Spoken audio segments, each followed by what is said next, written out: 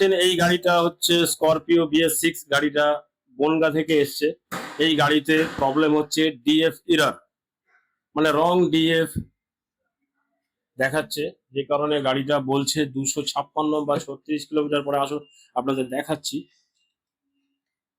মেসেজটা কি দিচ্ছে মিটারে। এই দেখুন, E12 রং ডিএফ নো স্টার্ট, 255 কিলোমিটার, মানে গাড়িটা 255 কিলোমিটার পরে আর স্টার্ট হবে না, এই প্রবলেম নিয়ে এসছে।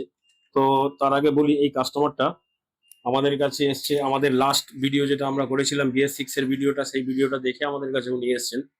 তো খুবই আশা নিয়ে এসছেন। অ্যাকচুয়ালি বনগাঁতে উনি যে টেকনিশিয়ানকে দিয়ে চেক করিয়েছেন, সেই টেকনিশিয়ান ওনাদের বলেছে যে এই গাড়িতে নাকি 50 থেকে 60,000 টাকা খরচা আছে এই প্রবলেমটা সলভ করতে। তো গাড়িটা আমরা রিসিভ করলাম, এরপরে আমরা এই গাড়িটার কাজ করব আর দেখবো যে কত কি খরচা কমের মধ্যে করে দেওয়া যায়, বা কত খরচা হতে পারে, বা অ্যাকচুয়ালি কি প্রবলেম, বাইরে টেকনিশিয়ান কি ঠিক বলেছে নাকি এখানে প্রবলেম অন্য কিছু। ঠিক আছে,